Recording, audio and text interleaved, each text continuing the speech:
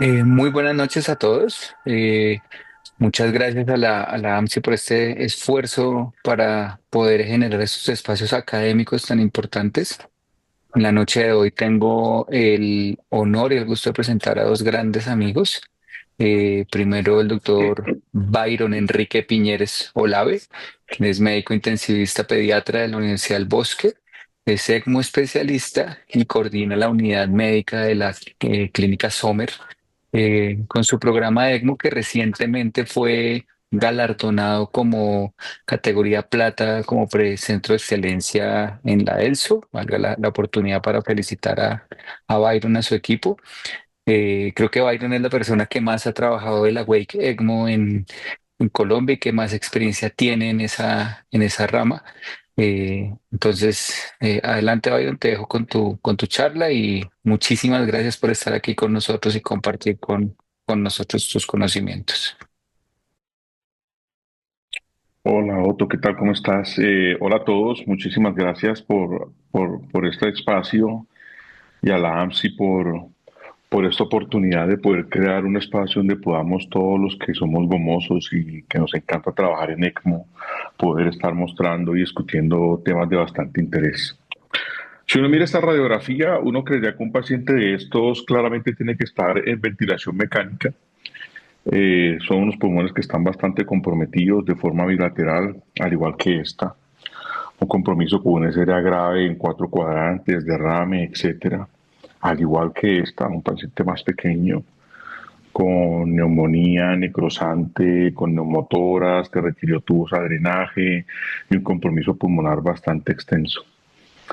Y ni hablar de esta. Es un paciente que tiene una SRA grave pediátrico, es un paciente de 2 añitos. Y esta última. Como se pueden dar cuenta, el punto donde todas estas imágenes convergen es el compromiso pulmonar extenso que tienen. Todos están en terapia ECMO y todos están extubados. Esta es la institución donde tengo el gusto y el placer de poder trabajar y en la unidad de cuidado intensivo pediátrico que coordino y donde hacemos ECMO pediátrico hace 5 años con un crecimiento donde hemos ido aprendiendo cada vez más de todas las personas que están hoy en el auditorio, que nos han ido acompañando y enseñándonos y de las cosas que nos hemos atrevido a hacer, donde tal vez extubar pacientes en ECMO fue lo más temerario y creo que ya poco a poco le hemos ido cogiendo confianza y nos atrevemos cada vez más.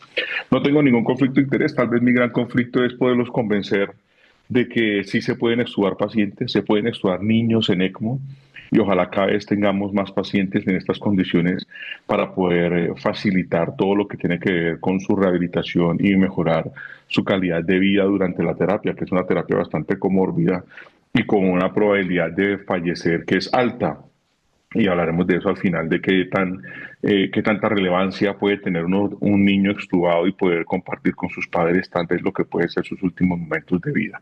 Hablar de extubación en ECMO no es nuevo, llevamos más de una década encontrando bibliografía al respecto de esto. Esa fue la primera publicación que se hizo, fueron unos pacientes adultos, un reporte de casos de pacientes que iban para trasplante pulmonar, que estaban en ECMO, y como el trasplante no aparecía, pues tenían que estar en ECMO durante mucho tiempo, y al final se decidió extubarlos para irlo rehabilitando durante todo su proceso del trasplante pulmonar.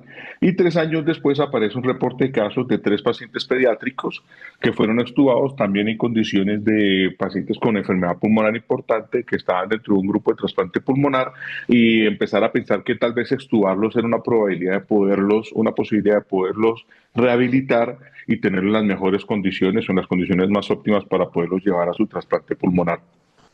Después de eso hay mucha bibliografía. Uno encuentra de todo, reportes de casos, revisiones narrativas, que es la mayoría, eh, más series de casos, un par de metaanálisis de adultos, y esto es lo más frecuente que encontré. Eso es de este año. Dos de estos son pediátricos, el que ustedes ven de COVID-19 coge un grupo pediátrico y la mayoría son pacientes de adultos, donde se puede empezar a evidenciar qué está pasando con los pacientes pediátricos, si es factible poder extubar pacientes en ECMO y qué tiene que ver eso con su posibilidad de desenlace y su rehabilitación. Cuando uno tiene un paciente en ECMO, sea la causa que sea, ECMO respiratorio, ECMO cardiovascular, un ECMO neonatal, sea la configuración que sea, ECMO venoarterial o venovenoso, pues en la mayoría de los casos el paciente va a estar en ventilación mecánica. Si lo decide uno montar en el mismo centro que uno hace, o digamos en el caso nuestro, como otros grupos del país, otros grupos en el mundo hacen ECMO móvil, finalmente tendrán que ir a rescatar a un paciente que está ventilado, con unos parámetros que están por encima de lo protector en algunos casos, o no son protectores para poder tener una oxigenación adecuada para que el paciente no se te muera y termina el paciente en ECMO.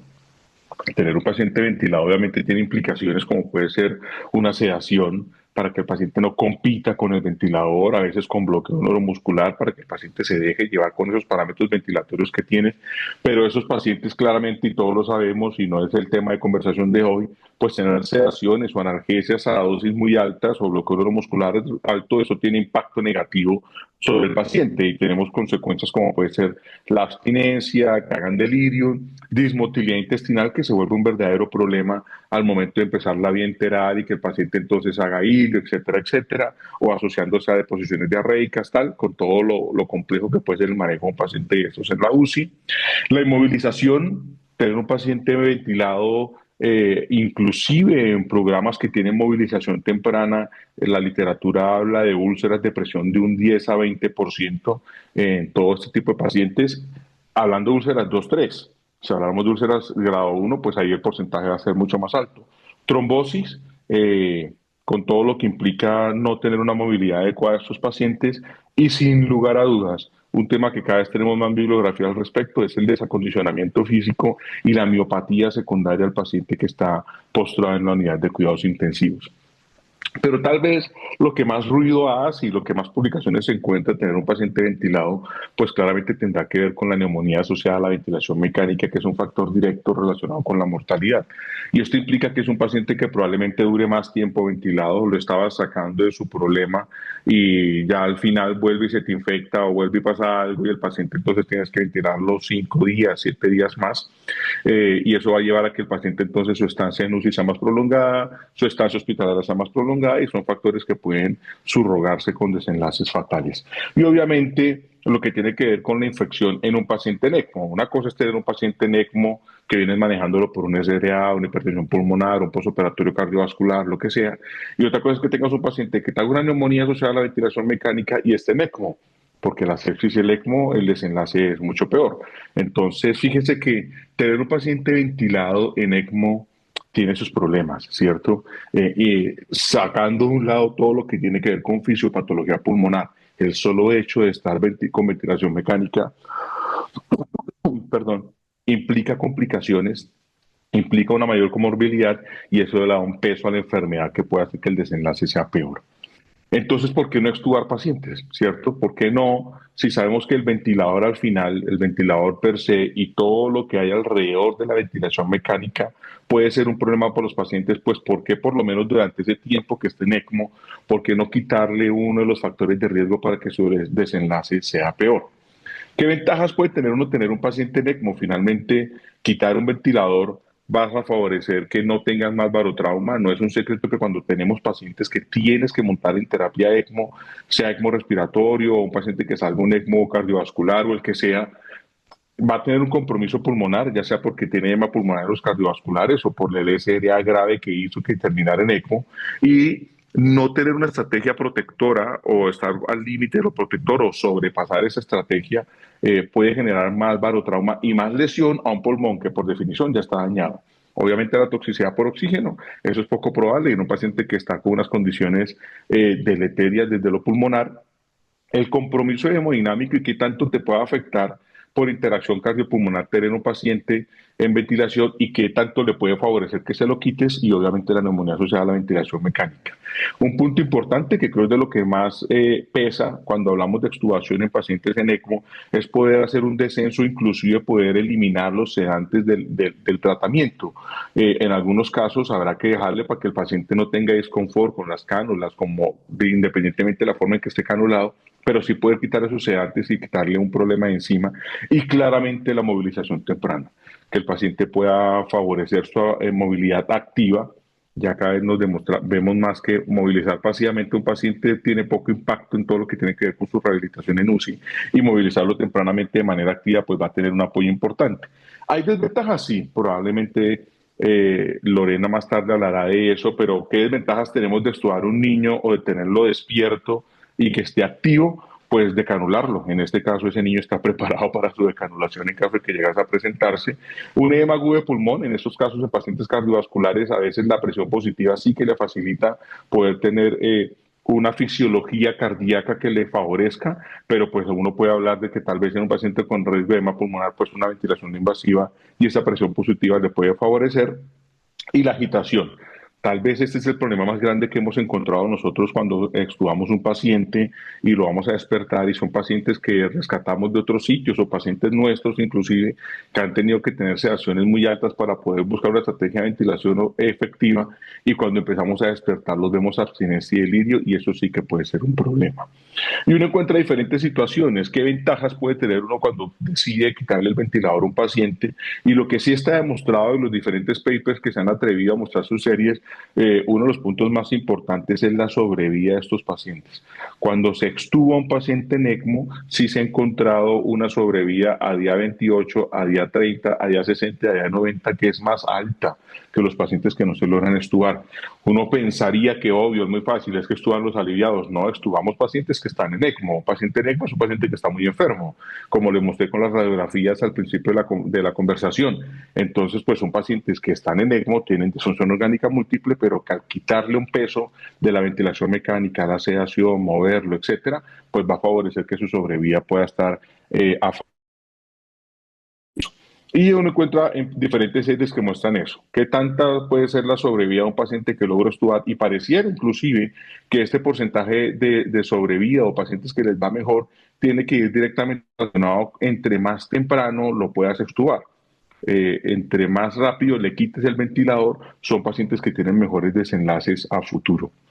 Esta es una serie del 2019 donde muestran pacientes extubados durante la terapia de soporte extracorpóreo y miren cómo hay mejoría en la condición de oxigenación, en poder suspender o minimizar el soporte presor. Eso pareciera que va directamente relacionado con la cantidad de sedantes que tienes que usar y muchos pacientes que sedamos, los que hacemos, me imagino que todos los que estamos dentro de la conferencia hacemos ECMO o están en camino hacia eso, pero cuando uno hace ECMO y además del ECMO tienes que tener un soporte presor o vasoactivo, estás hablando que es un paciente que está bastante comprometido, que el solo el ECMO no es capaz de suplir todo el gasto que el paciente necesita y tienes que soportarlo. Y pareciera que extubarlo, poder quitarse antes, favorece también que ese score de vasoactivos pueda disminuirlo o inclusive poderle retirar todo el soporte que el paciente tenga. Miren cómo cuando uno hace el análisis multivariado encuentra que la mortalidad claramente tiene un impacto importante en este grupo de pacientes que logra retirarle la ventilación mecánica. Ese es un metaanálisis que salió hacia febrero o marzo de este año, donde claramente uno de los puntos que más impacta son 19 papers que logran recoger. De esos 19 papers recolectan 65 pacientes despiertos. Hay que tener mucho cuidado cuando uno revisa la literatura, porque awake es entendido como un paciente que se despertó y cada vez se va más a paciente despierto y extubado también. De este metaanálisis son 19 papers, 65 pacientes, de los cuales extubaron 42. Y un punto donde más se encuentra la mayor relevancia de poder extubar pacientes es todo lo que tiene que ver con el proceso de rehabilitación. Y al final esto tendrá que ver con el tiempo de estancia en UCI, el tiempo de estancia hospitalaria y obvio que eso tiene que estar relacionado con el desenlace de paciente y su sobrevida. Miren cómo si yo tengo manejo conservativo, que no está mal, en un paciente que está ventilado, pues obviamente tendré ventilación pulmonar de reposo o protectora o sobreprotectora, etcétera, como la quieran llamar, pero claramente habrá que tener un paciente con niveles de sedación suficiente para que no se agite, no se moleste con el tubo orotraqueal. Muchos de estos pacientes van a estar con bloqueo neuromuscular, el paciente va a estar postrado en cama, no va a poder tener una movilización activa y claramente esto va a tener lesión a nivel de la vía aérea, neumonía asociada a la ventilación mecánica, el daño pulmonar per se que un ventilador da independientemente de la estrategia pulmonar que utilice, delirio de agitación cuando le haya que quitar los sedantes más adelante porque va a estar más tiempo expuesto a la sedación, etcétera, etcétera. Y eso obviamente va directamente relacionado con el tiempo de estancia en UCI, mientras que si usted ve a la derecha, poder extubar, despertar y extubar un paciente va directamente relacionado con la rehabilitación, con la poder eliminarse antes, poder quitarle un factor de riesgo enorme como es la neumonía asociada a la ventilación mecánica y postergar su estancia en cuidados intensivos, despertarlo y el poder interactuar y que el paciente desde su punto neurológico pueda tener una condición que no va a tener ningún tipo de afectación a nivel neuronal y que su reingreso a la vida sea absolutamente normal, inclusive desde el momento que está en la unidad misma, y poder hacer todo ese proceso de rehabilitación para que su funcionalidad a medida que salga de la UCI pues vaya a ser mejor. Este metaanálisis es un punto de criterios de inclusión de cuándo entonces yo puedo considerar que un paciente es extubable. Y hablan de que esté alerta, obvio, que tenga reflejos protectores de la vía aérea, hacer una prueba de respiración espontánea y ver cómo se mueve el paciente y qué volúmenes está moviendo. A mí esta parte me genera cierta duda porque al final son pacientes que tienen pulmones bastante enfermos. Hay pacientes que uno tiene ECMO que tienen volúmenes pulmonares muy bajos y en esos dendeas pues medir qué tanto volumen mueve o qué tan bien respira, pues eso puede ser un punto que te sesgue para definir extubarlo o no. Claramente que esté confortable, colabore, que se deje llevar por el grupo rehabilitador, que participe en todo lo que tiene que ver con las actividades de la UCI y que no se vaya a quitar y el riesgo de retirarse algún dispositivo. Que tenga una gasimetría adecuada, que eso pareciera que puede ser muy fácil una vez entrado en ECMO. Ausencia de disfunción orgánica múltiple, o sea que su condición de criticidad se haya resuelto, y a mí esta también me genera duda porque en esos orden días pues ya no necesitaría el ECMO tal vez, o el ECMO lo estabilizó y puede que ya esté tan bien que entonces entraremos a pensar y ya el ECMO es necesario y en esos orden días pues más bien quitarle el ECMO y no le quites el ventilador si el paciente está tan bien. Y este punto que también me parece difícil y es poder tener una oxigenación adecuada con una FIO2 del 50% y aquí podemos discutir al final qué FIO2 manejan ustedes en sus grupos en el ventilador cuando tienen el paciente en ECMO y qué EPP usan, ¿cierto? Buscando que de verdad, su paciente esté en reposo pulmonar. Y ahí hablan de criterios de exclusión y es que si el paciente tiene un choque séptico descompensado, no lo extube porque no ha logrado compensar su condición de choque. Alternativa lógica, esta creo que no tiene ninguna duda. Sangrado activo, yo le agregaría esto que fuera un sangrado activo pulmonar, porque en eso tendría la presión positiva, así que te va a ayudar a poder controlar el sangrado. La disfunción orgánica múltiple, que eso es complejo porque un paciente en ECMO probablemente si es un ECMO en sepsis o es un ECMO de una posbomba muy larga o si es un ECMO en una SRA grave que ya lleva además de eso un proceso infeccioso agregado, muy probablemente ya tenga compromiso renal, compromiso de la coagulación, compromiso neurológico, o sea que el paciente tiene disfunción, eso de ideas, pues casi que todos los pacientes en ECMO estarían dentro de este grupo. Y el edema pulmonar cardiogénico, que creo que aquí también no habría casi duda de cómo la presión positiva le puede colaborar.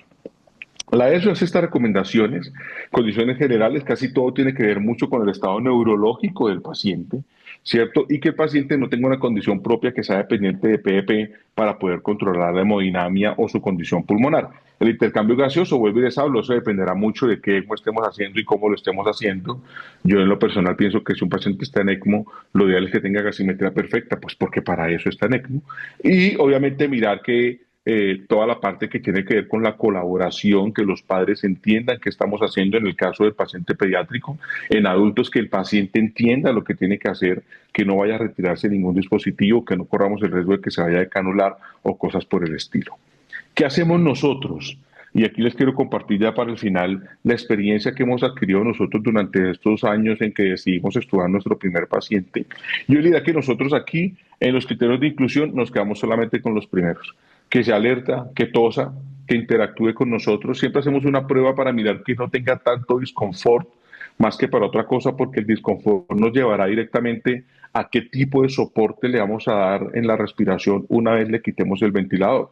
Si vamos a necesitar una cámara nasal de alto flujo, extubarlo al aire, o una cámara nasal convencional, o una ventilación no invasiva, que puede suceder en algunos de los casos.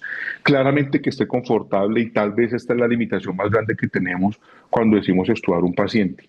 En el protocolo nuestro y la filosofía nuestra es todo paciente en ECMO es extubable hasta que se muestre lo contrario y desafortunadamente la principal razón por la cual no los extubamos es porque son pacientes que se agitan, hacen movimientos bruscos del cuello, la mayoría de nuestros pacientes son canulados periféricos cervical y al tener movimientos bruscos del cuello aumenta el sangrado, el riesgo de que se pueda canular, entonces en esos días pues nos toca mantenerlo sedado y no podrá ser un paciente que estuvemos. Y obviamente que tenga una gasimetría adecuada, que como les digo, eso pareciera que pasa porque son pacientes que están en ECMO y ese es nuestro principal objetivo terapéutico.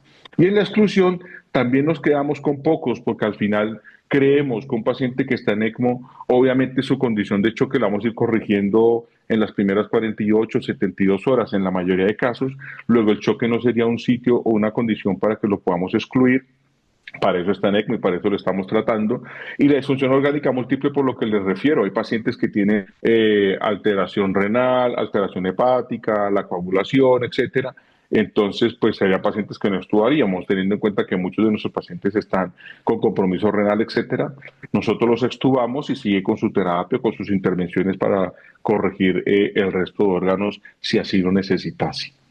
Esta es la estadística nuestra. Como les digo, nosotros somos un grupo joven, llevamos 5 años haciendo terapia ECMO. En los últimos 3 años hemos crecido mucho, tanto en volumen como afortunadamente en nuestros resultados positivos y en los días de ECMO. Cada vez ustedes ven que no es la cantidad de ECMOs que haces, sino cuántos días o el running que encuentran en los artículos anglosajones de cuántos días de ECMO haces, porque obviamente eso va a hacer que tu grupo tenga más experiencia, que el grupo sea capaz de entender más lo que estás haciendo y poder colaborar en todo el proceso de liberación. ¿Por qué es importante en esto? Porque sí creo que hay un criterio de inclusión importante y es la experticia del grupo. Obviamente hay que tener un personal que te colabore para poder avanzar en todo el proceso de extubación en el paciente ECMO. Y esto incluye ecmólogas, terapeutas respiratorias, terapia física, que es fundamental. Nosotros tenemos la ventaja de tener una terapeuta física, magíster en pediatría, de lunes a sábado, todos los días en la unidad, de 7 a 4. Entonces, una persona que está pegada a los pacientes en ECMO en todo lo que es movilización activa, juegos, tareas, intervenciones de acople para su edad, y eso facilita que el paciente pueda interactuar de una manera mucho más amigable y que se pueda hacer que para todo el grupo sea normal que el paciente lo vamos a extubar. Ya nos pasa que hasta ellos mismos nos dicen, doctor, lo vamos a extubar hoy. Ah, sí, doctor, porque ya se mueve, está respirando, interactúa con nosotros, hace caso, tal. Entonces, en ese momento avanzamos a la extubación. Y obviamente esto tendrá mucho que ver con todo lo que tiene que ver con la rehabilitación y el interactuar con los padres. Nosotros somos convencidos que un punto importante en pediatría es todo lo que tiene que ver con el binomio de padres y el niño y cómo el niño necesita de sus padres para poder estar de una manera más tranquila y cómo tal vez un paciente NECO, no digamos mentira, la mortalidad es muy alta, tal vez esta sea la última oportunidad que tenga este niño de sobrevivir. ¿Por qué no poder despertarlo para que sus padres puedan interactuar con él en un proceso donde no sabemos si el resultado va a ser positivo o negativo en términos de sobrevida?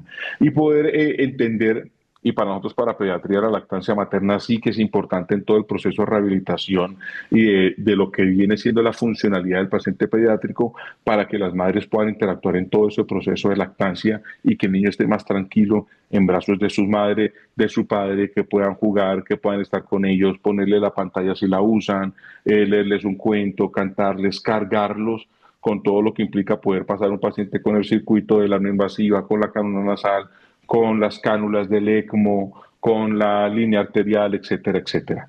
Entonces, todo lo que tiene que ver con su proceso de alimentación, que es fundamental. Miren, en este caso, este niño, él mismo es el que está encargándose de poder comer y poder interactuar en todo el proceso de rehabilitación y su funcionalidad, que es tan importante para que luego una vez lo saquemos de la UCI no esté desacondicionado y que su alta sea de una manera más temprana poder darle los dulces si lo quiere, para que estén tranquilos. Yo pienso que no hay mejor sedante que pasarle un dulce a un bebé, un helado, que pueda estar disfrutando lo que necesita, que pueda complacerse, poder tener una paleta, una gaseosa en algunos casos. Yo soy fan de la gaseosa, entonces me queda imposible decirle que no a un paciente que una vez lo despertamos, después de que la última vez que estaba en otro centro o estaba en condiciones de distrés respiratorio, tuvo que ventilarse y que se despierte y nos pida que quiere tomar agua, quiere tomar una gaseosa, quiere comerse una paleta, pues eso facilita todo el proceso de rehabilitación. Y miren cómo les estoy mostrando pacientes de todas las edades. ¿Vale? Adultos extuba pacientes hace muchos años. Nosotros tenemos pacientes desde los 0 días hasta los 18 años y en todo ese proceso de extubación, pues abarcamos toda esa gama de pacientes para que podamos hacer su proceso de rehabilitación y eso irá obviamente acorde a la edad de cada paciente y las tareas que le pongamos a hacer. Poder deambular. En adultos eso está muy escrito, en pediatría nosotros tenemos una limitante enorme y es que no tenemos todos los equipos para las edades de los pacientes. Es más fácil poder conseguir todos estos equipos para pacientes grandes, pues porque son costosos, entonces nos sirven a nosotros y a los adultos también. Entonces, pues estamos en ese proceso, poder tener dispositivos para pacientes pediátricos para poder facilitar lo que es la deambulación y todo el proceso de rehabilitación motora tanto fina como gruesa. Poner a hacer tareas que trabajen la mente. Un niño que tuvimos, el que vieron con la Coca-Cola, estuvo 2 meses en ECMO. Ese niño seguía haciendo sus tareas, sus tablas de multiplicar, para cuando saliera otra vez a casa, pues pudiera ir más o menos acorde a lo que tenía que hacer para su edad y no desacondicionarse tanto a lo que tiene que hacer en sus actividades escolares. Son niños y son niños que tendrán que volver a la vida escolar. Entonces habrá que no perder tanto tiempo en eso una vez los rehabilitemos. Miren, esto es un paciente neonático, una hipertensión pulmonar del recién nacido, con su neuromonitoreo y sus cánulas cervicales, y está despierto, activo. Esta es una niña que es nuestro trasplante cardíaco más reciente, salió en ECMO, y miren cómo nos facilita poder hacer todas sus tareas del cuidado, etcétera, y que pueda interactuar con nosotros. Independientemente de la edad, fíjese con este pacientico cómo trabajamos todo para que su motricidad fina y gruesa no se altere. Y desde este punto empezamos todo el proceso de rehabilitación. Un paciente que tenemos que ir a rescatarlo a otro centro, que vamos en el día 7, 8 de ventilación mecánica, que ha estado bajo efectos de sedación y bloqueo neuromuscular, el desacondicionamiento físico va a ser enorme y desde que estamos en ECMO, desde el primer día empezamos a todo ese proceso de despertar para poder facilitar todo ese proceso de rehabilitación. Entonces miren cómo este niño ahí está en ECMO, miren que todavía no tiene un muy buen sostén del tronco, le ayudamos, pero él desde su condición neurológica, miren cómo su motricidad es capaz de meter la flor en la flor, el círculo en el círculo, el triángulo en el triángulo, y adaptamos un dispositivo o un juguete con el que el niño se familiarice fácilmente. Para este caso, para Samuel, él estaba requete familiarizado con la tortuga, entonces usábamos la tortuga para todo su proceso de rehabilitación. Miren, ahí él está haciendo sentadillas y es un juego. Le damos el juguetico y él tiene que pararse para entregárselo a la mamá. Y ahí estamos trabajando, fortaleciendo todo lo que tiene que ver su movimiento en miembros superiores, miembros inferiores, para poder facilitar que su marcha sea mucho mejor y poder sacarlo de una manera más rápida. Miren cómo ya él va caminando solo, sin apoyo, sigue con la tortuga arrastrándole, es el juguete que usamos para motivarlo todo el tiempo, para que esté más participativo y colabore con todo el proceso de rehabilitación. Ya pronto sale y este fue el día que logró irse para su casa después de haber estado 15 días en ECMO y haber favorecido su rehabilitación desde muy temprano para que se pudiera ir sin ningún tipo de complicación y con una condición funcional que fuera adecuada para él. Tuvimos la oportunidad de poder llevar esto a Washington, esto es nuestra serie para ese momento.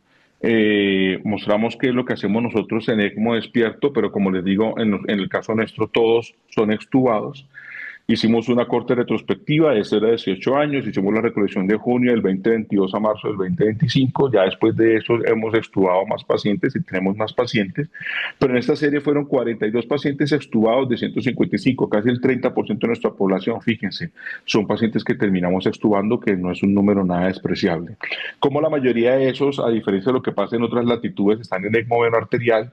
Como les digo, nosotros hacemos mucho ECMO venoarterial por las cánulas que tenemos y la mayoría son periféricos, cervicales en el mayor caso, en la mayoría de los casos. Y miren cómo la sobrevida de estos pacientes al alto hospitalario es del 83%, que es de las sobrevidas más altas que hay cuando uno compara con sobrevida global. La sobrevida global nuestra, si nos sacamos el cuento de cardiovasculares, pediátricos, neonatales, está en el 68%, la global. Pero si sacamos los pacientes extubados es una diferencia enorme. El 83% de los pacientes vuelven a casa con una funcionalidad neurológica que es adecuada. Solamente 4 pacientes tuvieron un resultado desfavorable, una nueva comorbilidad después de haber estado en ECMO. Esto desde lo neurológico impacta mucho para lo que implica la vida de un paciente pediátrico cuando vuelva a su casa o a su colegio y pueda ser un adulto útil para la sociedad. Nosotros la mayoría de los pacientes los pasamos acá en una sala de alto flujo, miren, es casi el 50%, y entre el 30 y pico, 38% van a ventilación no invasiva. Y aquí les quiero mostrar que el punto que a mí me gusta resaltar es este. Casi el 70% de nuestros pacientes son menores de preescolares. Eh, no sé si me equivoco y me perdonan. Yo pienso que es muy fácil extubar adultos porque tal vez pueda ser más colaborador, toda la cosa, y con los pacientes grandes no tenemos problema, pero extubar un niño sí que puede ser complejo. No entiende muy bien, puede intentar quitarse la cánula, la mayoría al despertarse lo primero que hacen es mandar la mano al cuello y obviamente hay que tener un grupo muy entrenado, como les decía antes, terapeutas, ecmólogas, enfermería, para todo lo que tiene que ver con el cuidado, los papás para todo lo que tiene que ver con el cuidado de sus pacientes, pero se puede hacer. 25% de nuestros pacientes son neonatos y son extubados y pueden interactuar, lactar, etcétera. Y miren cómo, aquí les quiero mostrar, esto es para mostrarles la configuración que hacemos, la mayoría de estos son venoarteriales, cervicales, pero miren aquí cómo los volvemos a intubar para decanularlos. ¿Listo? No necesitamos volverlos a intubar porque hubo algún tipo de complicación, respiraron, desconfort. Muchos de estos pacientes volvemos a intubarlos para la decanulación, para la anestesia, para que el cirujano pueda hacerlo. A veces somos más atrevidos y si es un paciente que vemos grande y nos atrevemos a retarnos, pues lo que hacemos es sedarlos para que puedan hacer la decanulación sin necesitar volverlos a intubar. Y miren cómo las complicaciones durante la extubación en el 93% no tenemos ningún tipo de complicación. Y las complicaciones que hemos tenido no tienen absolutamente nada que ver con el funcionamiento del ECMO ni con el proceso respiratorio. Son pacientes que tuvieron sangrado a nivel cerebral. El niño del bombombún, por ejemplo, ese niño nos dimos cuenta que algo había pasado porque él hablaba, nos pedía el bombombún y un día estaba dormido, no se despertaba, algo estaba mal, le hicimos la tomografía y había sangrado la cabeza. Obviamente tocó intubarlo, operarlo, tal, y ese niño está en su casa hoy, después de un sangrado importante a nivel cerebral. Entonces también no hay mejor neuromonitoreo que un paciente despierto, porque te estás dando cuenta de qué está pasando con su función y su condición y su cabeza. Y aquí nos atrevimos a compararnos, aquí hay un error, es un error de la tabla. Aquí, fíjense, este grupo no son 65 extubados, son 65 despiertos. De estos 43 extubados, esto es un metaanálisis que a mí me llenó de orgullo cuando encontré la bibliografía, porque eso es un metaanálisis de 19 papers. Y ese es el volumen de pacientes que tenemos nosotros en la serie nuestra, lo cual quiere decir que claramente estamos haciendo cosas importantes. Seguramente si unimos más gente del grupo que hagamos como extubado en Colombia, pues la serie va a ser de mucho más impacto y podemos mostrar al mundo lo que estamos haciendo. Pero lo que a mí más me enamora es esto, que son pacientes que funcionalmente salen muy bien, ¿vale? Extubar pacientes te facilita el proceso de rehabilitación y ese es el mensaje que yo quiero que nos llevemos para la casa. Es muy difícil resistirse a intervenciones drásticas. Pensar que extubar a un paciente es peligroso, tal vez no. Tiene riesgos, obvio. Vuelvo y les digo, yo creo que tiene que ser un grupo experto, con mucha confianza, un grupo interdisciplinario. Aquí entran todas las terapias ocupacional, fonología, respiratoria, física, las enfermeras de ECMO, las enfermeras de la unidad, intensivistas, todo el mundo. Neurología, todo el mundo tiene que ver con esto para minimizar riesgos. Pero el paciente se está muriendo, está en ECMO. ECMO es mórbido, algo hay que hacer para poder hacer que ese proceso de rehabilitación y ese poco tiempo de vida, si es que va a ser poco o saldrá bien, pues sea impactante para su familia. Y es esto, puede hacer que sus mamás puedan compartir sus niños, que sus mamás sean mamás y que los niños hagan lo que tienen que hacer. Ese es el último niño que tenemos, Benjamín, y aquí está despidiéndose. Muchas gracias a todos.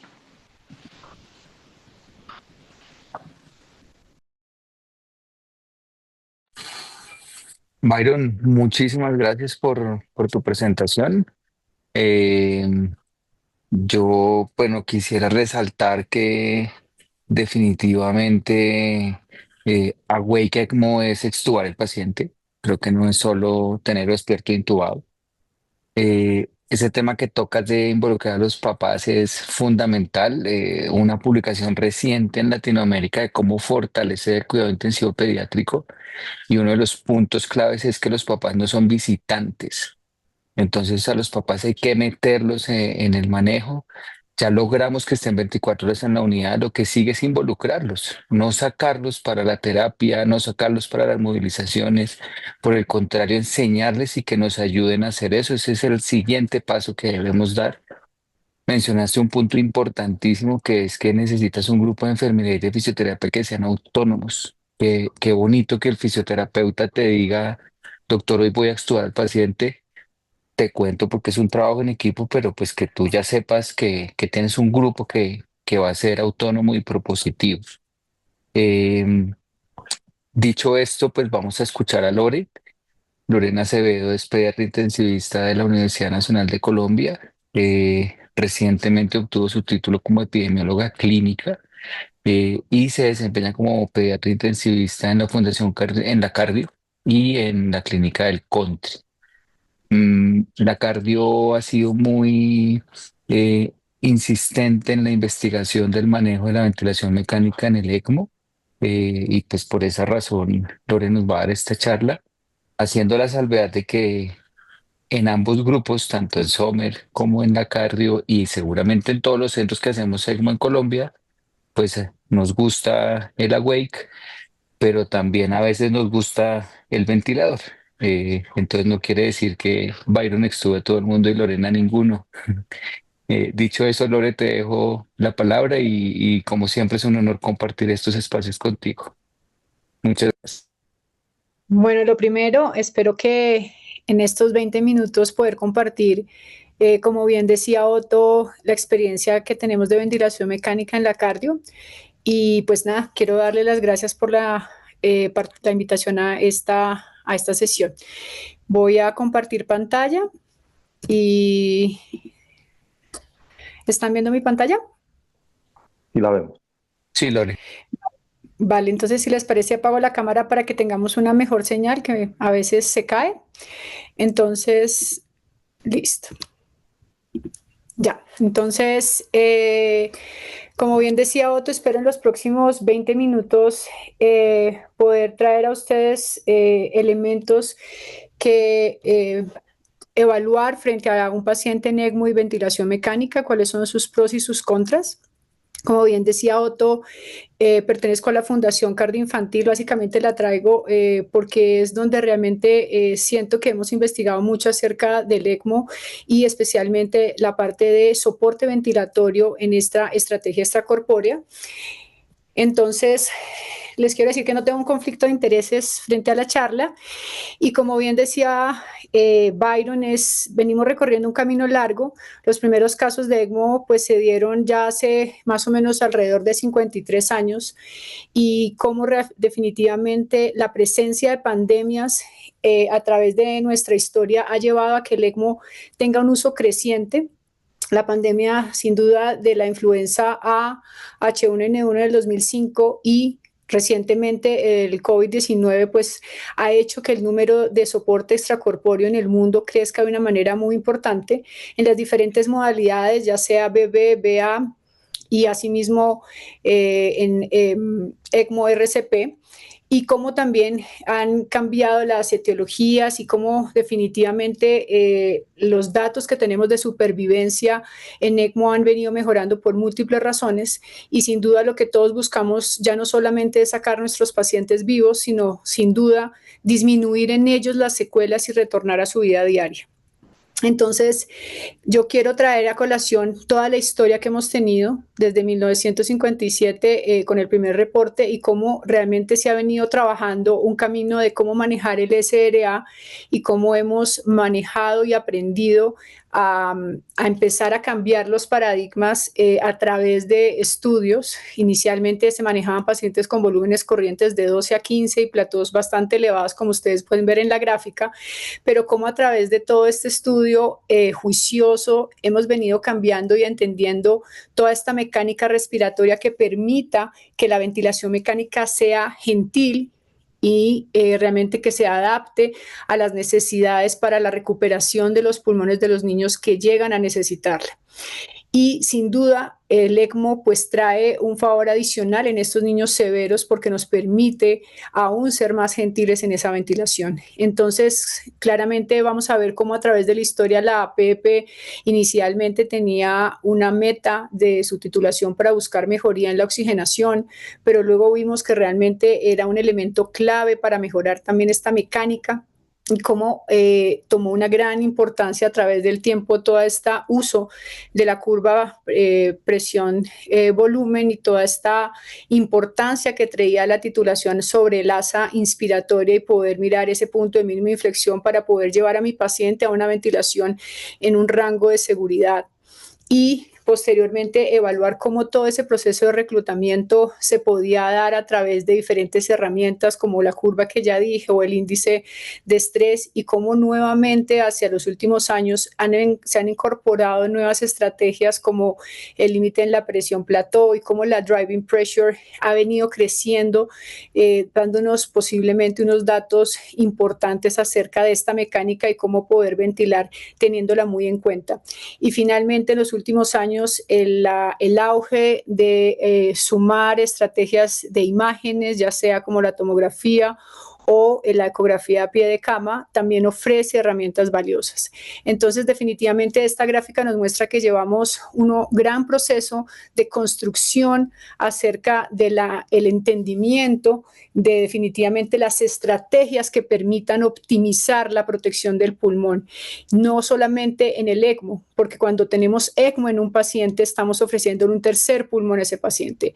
Tenemos en primera medida ese pulmón nativo que está afectado por una anoxia infecciosa, etcétera, teniendo un proceso de gran daño. Segundo, un ventilador que le está tratando de ofrecer algún proceso de recuperación, pero que cuando el daño es muy extenso, realmente logra superar y se hace imposible seguirlo manteniendo a través solamente del ventilador, pero que es este aprendizaje de las estrategias de protección del ventilador que se siguen aplicando una vez iniciamos el apoyo con el tercer pulmón que decimos que es el ECMO. Entonces, como pueden ver realmente lo importante y por qué hablo de esto al inicio de la charla, porque es fundamental que podamos recordar cómo podemos optimizar todas las estrategias de protección pulmonar en el ECMO. Y es importante comprender las múltiples vías en las cuales se produce el BILI, como son el barotrauma, el volutrauma, el atelectotrauma, el biotrauma, y realmente ha tenido una gran importancia en los últimos años el ergotrauma. Entonces, aunque creamos que son diferentes tipos de lesiones, realmente ellas no son completamente independientes entre sí. Y en esta gráfica que está a la izquierda podemos ver cómo esa relación, esa interrelación se modela.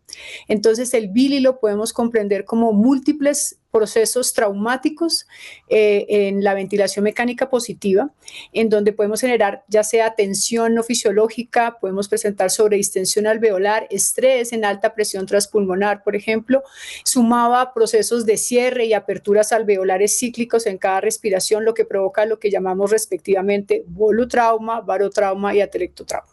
Pero asimismo vemos cómo aparece de manera importante el tema del ergotrauma, que es ese tipo de lesión que se genera por la energía o por la intensidad suministrada al tejido pulmonar durante esta ventilación pues mecánica positiva, y que podemos cuantificarla a través de algo que llamamos esa potencia mecánica. Entonces, de tal manera que en estos últimos años ese tema de la potencia mecánica ha tomado gran importancia, porque realmente cuando hablamos de potencia mecánica hablamos de esa cantidad de energía suministrada a través de nuestra ventilación mecánica por unidad de tejido pulmonar por minuto. Y realmente se ha visto que esa potencia mecánica es un valor resumido que es muy importante porque realmente combina estos elementos importantes que se suman para darla, como es la frecuencia respiratoria, la presión de conducción, el volumen corriente y el flujo. Y como vamos a ver, el ECMO va a permitir que estos elementos que hacen parte de la potencia mecánica se disminuyan de manera importante, y por lo tanto el ergotrauma, que es la suma de toda esta potencia mecánica que ofrecemos con el ventilador, pues se vea de manera importantemente disminuida. Entonces, el soporte clásico que tenemos en mente es cuando entubamos un paciente, les ofrecemos sedación, bloqueo, optimizamos la ventilación mecánica en estos parámetros protectores que ya hablamos, buscando protegerlo del volu, baro, atelectotrauma, biotrauma, y llega finalmente al ECMO. Entonces, el soporte clásico habla de que hacemos este ascenso y posteriormente hacemos un descenso de esos soportes, quitando el bloqueo, ojalá tempranamente, empezando a bajar la sedación y permitirle las respiraciones en el paciente, y finalmente la extubación cuando ya hemos retirado pues ese ECMO, ese bloqueo, esa sedación. Este es el soporte clásico.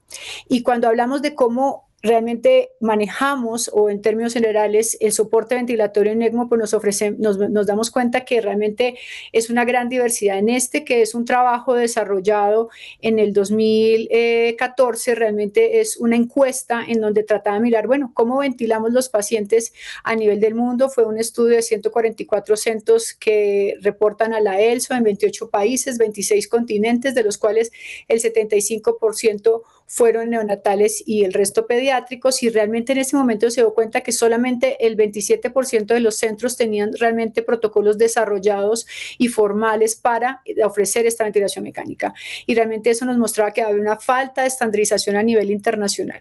Los parámetros más utilizados para ese entonces eran un volumen corriente no mayor a 6 litros por minuto y una ppm titulada más o menos entre 5 y 10, lo cual nos mostraba que había una gran heterogeneidad. Y a medida que va pasando el tiempo, por ejemplo, como este reporte de la Euroelso del 2019, vamos a ver cómo ya 133 centros reportan que en la gran mayoría, en el 66%, establecen una P fija durante el ECMO, y que más o menos el 10% de los centros hace el retiro del ECMO antes de la extubación, como en los casos que habla Byron. Entonces, posiblemente en este paso del tiempo vamos viendo cómo los patrones se hacen un poco más similares. Claramente esto es a nivel de Europa, que fue el Euroelso, pero también a nivel mundial empieza a trabajarse un poco más de manera homogénea. Estos son posiblemente las guías que tenemos acerca de cómo poder establecer parámetros ventilatorios en el paciente en ECMO. Tenemos 3 grandes que posiblemente son los referentes, los recomendadas por ELSO, en el protocolo EOLIA y en el CESAR. Básicamente, en términos generales, ELSO lo que recomienda es tener una presión plató menor de 25. No habla acerca de establecer un volumen tidal como tal, no está reportado, y más o menos una P que va entre 10 a 24 y un FiO2 que ojalá sea la mínimamente posible, y una frecuencia respiratoria que puede ir de 4 a 15. Para el EOLIA son datos relativamente similares, 24 en plató, un volumen corriente que se ajusta para lograr el target de la presión plató, y la PP también sobre 10 con una FiO2 por debajo de 50 y una frecuencia un poco similar a la que da eso entre 4 y 30. Y para César, plató de 20 y PP de 10 con un FiO2 también bajo y una frecuencia respiratoria de 10. Entonces, digamos que estos son datos grandes, pero queremos acercarnos qué hacemos en pediatría y qué hay sobre estos datos específicamente en nuestra población. Este es un análisis retrospectivo de datos ELSO que agrupó 3.497 pacientes reportados a la ELSO entre el 2015 y 2021, y lo que buscaba este estudio retrospectivo era poder mirar si había asociación entre parámetros ventilatorios a las 24 horas del inicio del ECMO y la mortalidad. ¿Qué encontraron? Pues que una PP mayor a 10 tiene un odds radio de 1.33, que quiere decir 1.53 veces más riesgo de morir, y si tienen una FiO2 también alta, especialmente por arriba de 6 de FiO2 del 60%, tiene un odds radio de 2.3. Pero datos más cercanos en este ensayo, en este estudio de corte retrospectivo realizado en la Fundación Cardioinfantil por todo el grupo de la cardio, es el trabajo de grado de la doctora Jennifer Guijarro, fellow de cuidado intensivo de la Universidad de La Sabana, y que se trabajó en conjunto con mis colegas del equipo, el doctor Jaime Fernández, el doctor Hernando Mulet, Mauricio Sarta, colegas también de la cardiovascular y los anestesiólogos de nuestra institución. Es un estudio de corte retrospectivo que incluyó 110 pacientes, y el objetivo de él era mirar si había una relación o determinar la relación que pudiera haber entre el volumen tidal ultraprotector versus un volumen tidal protector, quiere decir volumen ultraprotector por debajo de 4 y convencional o protector entre 4 y 8, y la mortalidad en los niños al inicio de la ventilación mecánica en el ECMO. ¿Qué encontró? A mano derecha, en términos resumidos, van a ver una curva de Kaplan-Meier en donde van a ver que el hazard radio de los pacientes que estaban siendo ventilados con un volumen ultraprotector, quiere decir por debajo de 4, era de 2.31. ¿Qué quiere decir esto? Un hazard radio es la velocidad con la cual ocurre un evento. Entonces, el hazard radio de 2.37 es 2.37 veces más riesgo de morir a los 60 días cuando estamos haciendo una ventilación de 4 o por debajo de 4 mililitros por kilo al inicio del soporte en ECMO. Este dato mostró que entonces se asociaba con una mayor mortalidad, una ventilación un poco más prolongada y posterior a la decanulación y una mayor necesidad de fibrobroncoscopias por precisamente procesos atelectásicos que al tener un volumen corriente llevaba a cierres de unidades alveolares y pues en algunos casos mayor necesidad de broncoscopias por atelectasias.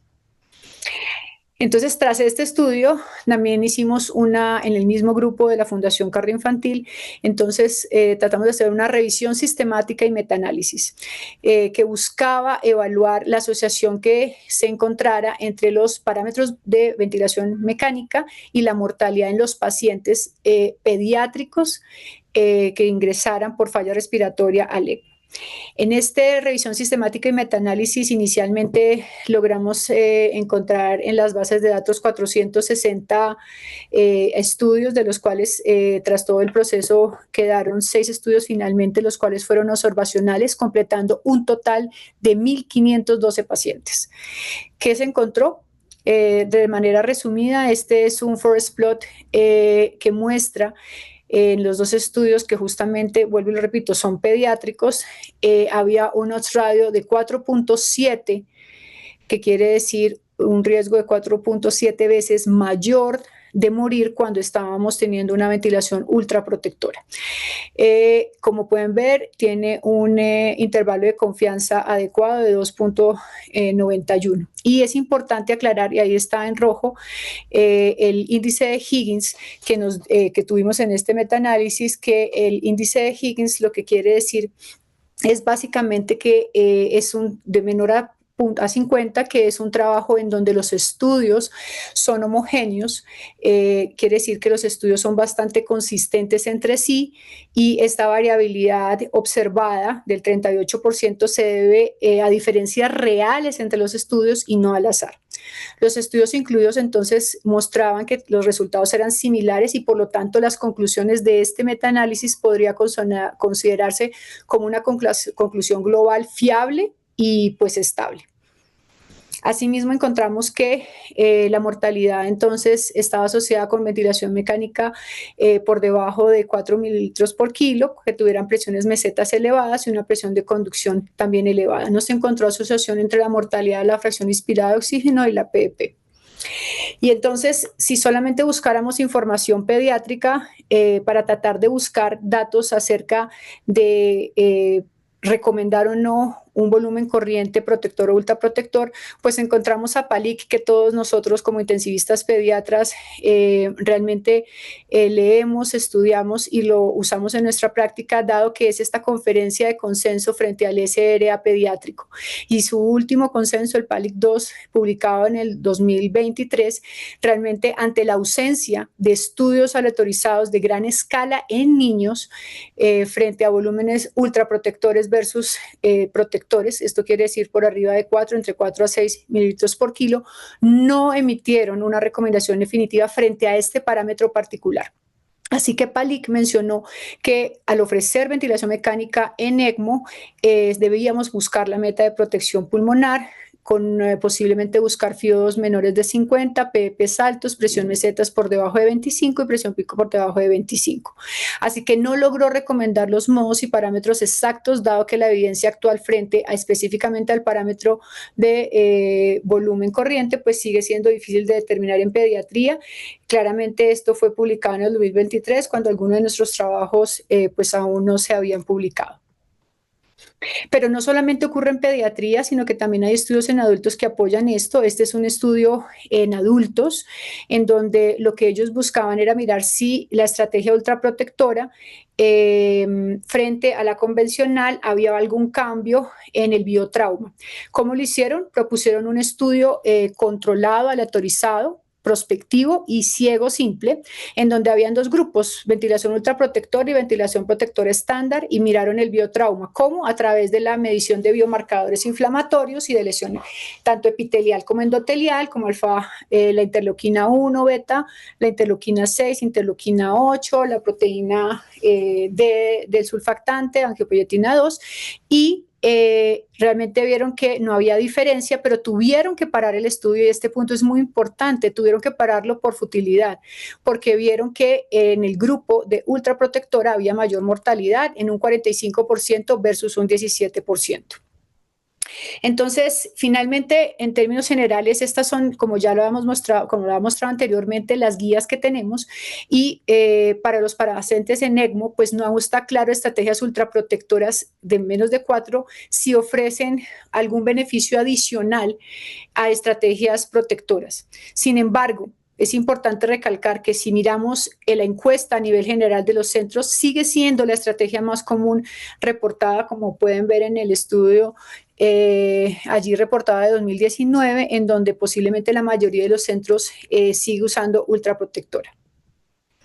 Entonces, lo más importante es recordar que posiblemente tenemos que buscar, como habíamos dicho, bajar ese impacto de la ventilación positiva, buscando reducir el ergotrauma, la intensidad, a través de disminuir el volumen tidal. Posiblemente tras el inicio del ECMO, la mayoría de los centros está usando 3 a 7, más o menos 2 de volumen corriente, una presión de conducción que más o menos está cercana a los 15, y una frecuencia que puede oscilar entre 14 más o menos 7.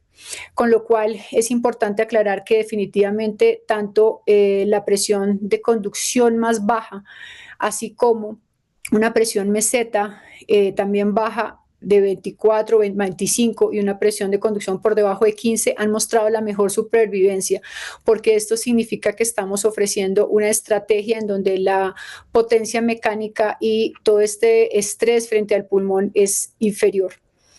Entonces, los objetivos, como ya los dije, son estos: volúmenes corrientes por debajo de 5 en la gran mayoría, presión de conducción menor de 15 y frecuencia respiratoria menores de 10. Y estos son todos los grupos, los estudios que así lo avalan.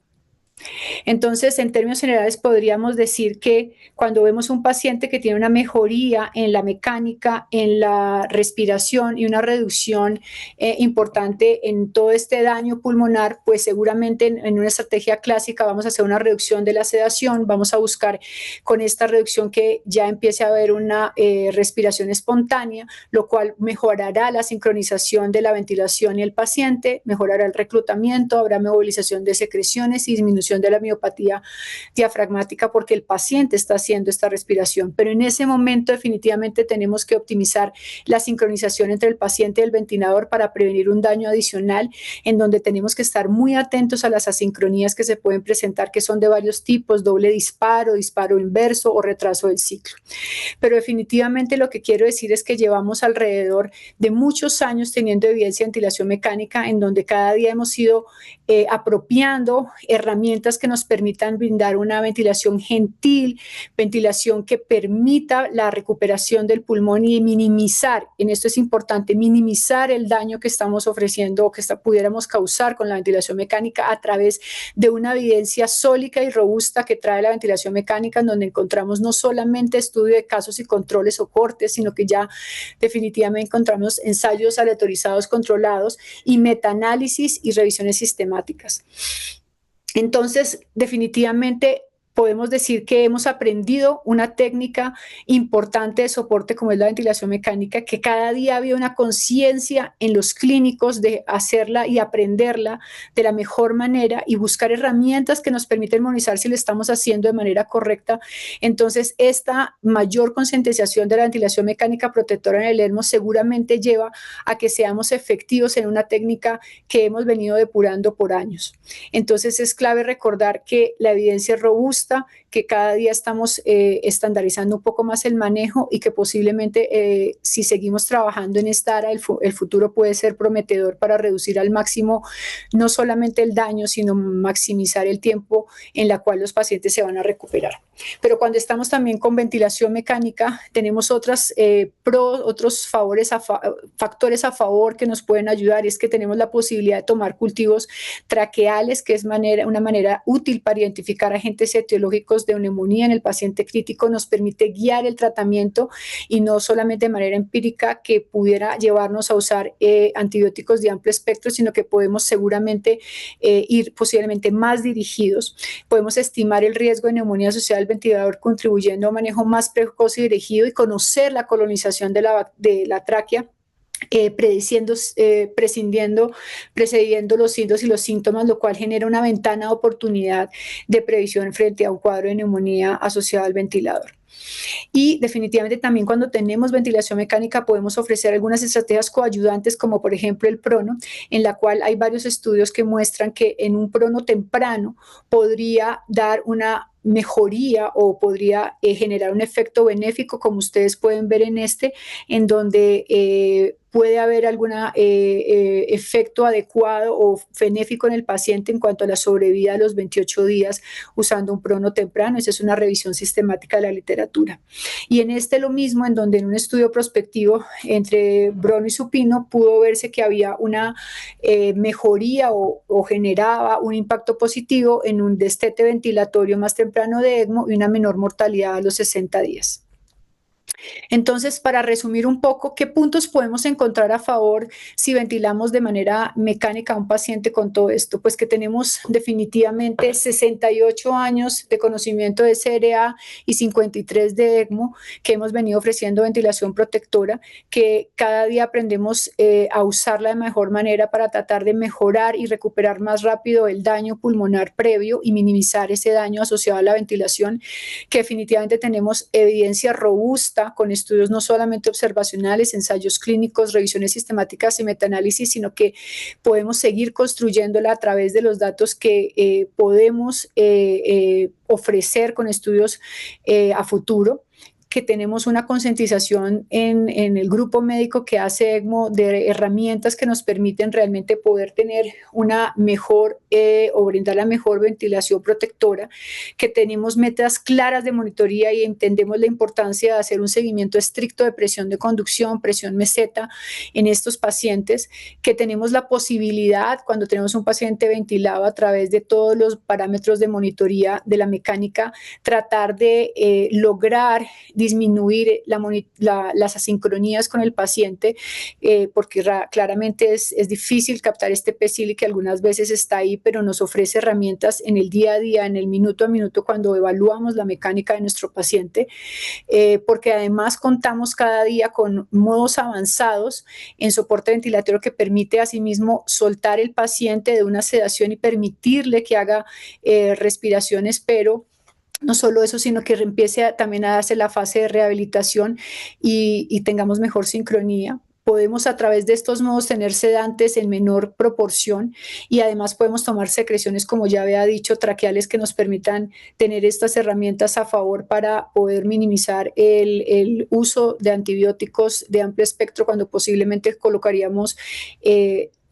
terapia dirigida cuando sabemos los gérmenes que tenemos en colonización y haya un deterioro, porque nos permite, al tener una vía ferulizada, un manejo adecuado en los cuadros de hiperviscosidad, y eso en los niños es muy importante porque sabemos que tienen una vía aérea pequeña y en gran cantidad de nuestras patologías tenemos estados hiperviscosos que hace que definitivamente sea imposible a través sin tener ese tubo orotraqueal y toda la terapia que podemos hacer a través del manejo de esta hiperviscosidad, porque además nos permite y facilita estrategias coayudantes con evidencia, como es el prono y las fibrobroncoscopias, que en buenas manos pues realmente genera beneficios, y porque además ofrece algo muy importante, que es la seguridad del circuito, menor riesgo de desconexión, de desplazamiento y de autotracción de las cánulas, porque no nos digamos mentiras, tenemos una mayoría de canulaciones periféricas, lo cual hace que tenga un alto riesgo cualquier tipo de movilidad 24/7 en un paciente. Perfectamente un paciente puede estar acostado y en un giro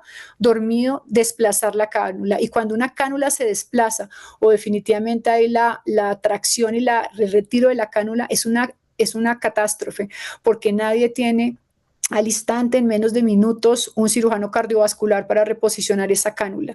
Entonces es un riesgo de seguridad muy grande en una terapia que es altamente costosa, que realmente pues requiere de todo el cuidado. Y pues esto tiene que, digamos, los pacientes que están en terapia no ventilatoria, cuando tienen reintubaciones, generan complicaciones pues realmente muy grandes. Entonces, hay algunos puntos en contra de la ventilación mecánica, lo que decíamos, no nos podemos negar el BILI que puede ofrecer, que pues puede generarse, el PECILI, que cuando no nos percatamos de este esfuerzo del paciente, las neumonías asociadas al ventilador, que claramente es importante, pero tenemos bundles para poder disminuirla, que algunas veces necesitamos sedaciones profundas y bloqueo neuromuscular, algunas veces los efectos de la PP sobre el ventrículo derecho y el retorno, especialmente pacientes que tienen compromiso a ese nivel, pues lo hace grande. Y ventilación mecánica prolongada, pues en adultos significa traqueostomía, etcétera, y es una bondad que tenemos, que los niños no generan tanta necesidad de traqueostomía tan tempranamente. Definitivamente hay muchos pros y contras, pero debemos sopesar eso en beneficio de la seguridad del paciente y, como lo he dicho, lo que hemos trabajado por años. Creo que tras esto, y creo que la Awake ECMO frente a la ventilación mecánica, pues realmente tiene un gran reto, y es construir evidencia sólida más allá de los reportes de casos. Creo que definitivamente ofrece un gran camino que tienen que recorrer, que es válido, buscando minimizar esos contras que tiene, y definitivamente algunas veces cuando escuchamos esto nos cuestionamos si el retiro del ECMO en un paciente, el retiro del tubo en un paciente, porque lo vemos muy bien, posiblemente no nos esté diciendo que también le sobra el ECMO, porque hay que comparar la duración en el ECMO. El ECMO, como todos sabemos, a mayores días de soporte en esta terapia, que tiene una anticoagulación, pues ofrece mayores riesgos de sangrado y asimismo de procesos trombóticos, y asimismo un alto costo para el sistema, porque un día de ECMO es extremadamente costosa. Pero asimismo, tener un mal momento en cualquier circunstancia de un movimiento de un paciente, pues es perder la seguridad, la decanulación, y poder tener una catástrofe que eche al traste todo un trabajo muy arduo de todos los equipos durante varios días. Bueno, esto era lo que tenía para ustedes, y pues agradecer nuevamente la oportunidad de compartir este espacio.